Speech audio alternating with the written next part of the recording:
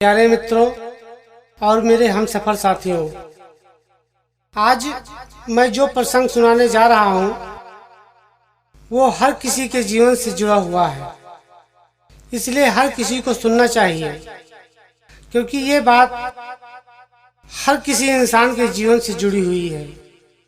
एक नौजवान लड़का था जो कि शादीशुदा था। एक दिन वो लड़का कहीं जा रहा था कि अचानक रास्ते में एक महात्मा जी मिल गए। महात्मा जी ने उस लड़के को बुलाया और पूछा कि पहले तो तुम हमारे आश्रम पर बहुत आया करते थे और आश्रम की बड़ी सेवा किया करते थे, पर अब क्या हो गया कि तुमने आश्रम आना छोड़ दिया। तब वो लड़का महात्मा जी की बात को सुनकर अनसुना कर देता है और महात्मा जी की बात को टाल देता है, पर महात्मा जी के न मानने पर वो सारी बात बताता है कि महात्मा जी, अब मेरी शादी हो गई है और अब मैं घर के ही काम काज में व्यस्त रहता हूँ। तब महात्मा जी बताते हैं कि घर का काम काज भी जरूरी है, पर आश्रम आया करो, क्योंकि इस संसार में कोई किसी का है नहीं। ये जितने भी रिश्ते नाते हैं वो सब जैसे कि माँ बाप, बीबी, भाई बहन, सबके सब एक मिनट में ये सब तुम्हारा साथ छोड़ देंगे। पर वो लड़का ये मानने को तैयार नहीं होता और बताता है कि घर में सभी लोग मुझे बहुत मानते हैं और बड़ा ही प्रेम करते हैं। मेरी बीबी मुझसे बहुत ही प्यार करती है। तो महात्मा जी कहते हैं कि चलो ठीक है, थोड़ा आजमा कर देखें कि किसको कौन कितना प्रेम करता है। महात्मा जी उस लड़के को बताते हैं, तुम घर में जा करके बिस्तर पर लेट जाना और जो हमने तुम्हें अपान क्रिया बता रखा है उसी से तुम अपने सांसों को चढ़ा लेना और लेटे रहना। पर ये सब करने से पहले घर वालों को ये बता देना कि मेरे सिर में दर्द हो रहा है और दर्द अगर ज्यादा बढ़ जाए और मैं होश में ना रहूं या मर जाऊं तो गांव के बगल वाले आश्रम से महात्मा जी को जरूर बुला लेना,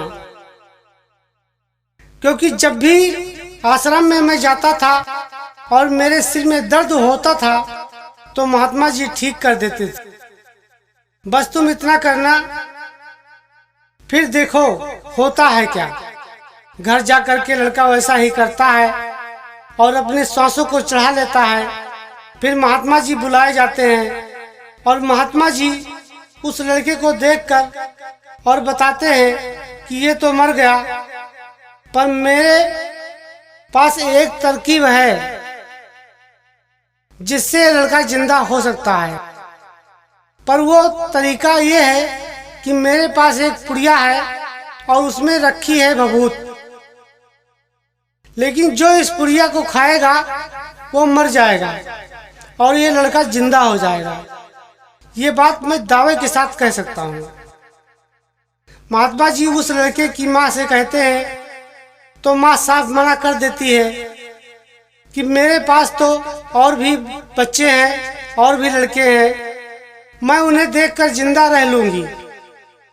बीबी से कहा तो बीबी ने भी साफ मना कर दिया कि अभी तो मैं जवान हूँ, मुझे इनके जैसे और भी पति मिल जाएंगे, मैं इस पुड़िया को खाकर क्यों मरूं। तो घर वाले कहते हैं कि हे महात्मा जी, ये पुड़िया आप ही खा लीजिए, क्योंकि संत का जीवन परस्वार्थ के लिए ही होता है, आपका तो वैसे भी कोई नहीं है।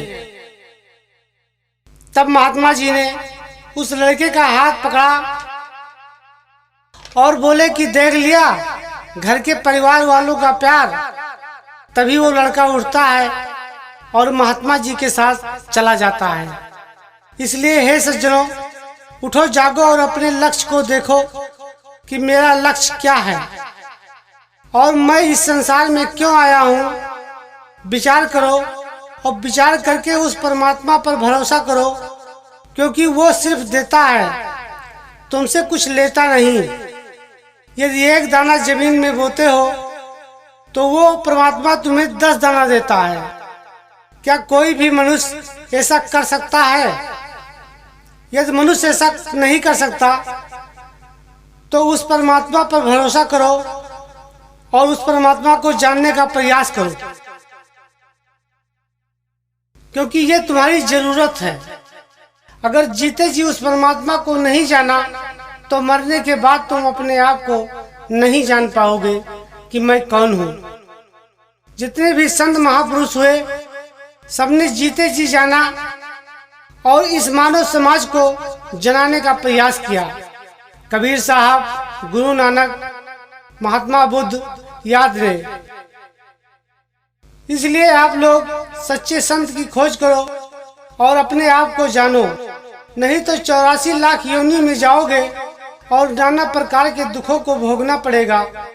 इसलिए आप लोग अपने आप को चेतो और अपने जीवन का कल्याण करो। कबीर जागृति मिशन चैनल को सब्सक्राइब करें और बेल आइकन दबाना ना भूलें, ताकि हमारे नए नए ऑडियो वीडियो के नोटिफिकेशन आप तक पहुंचते रहें।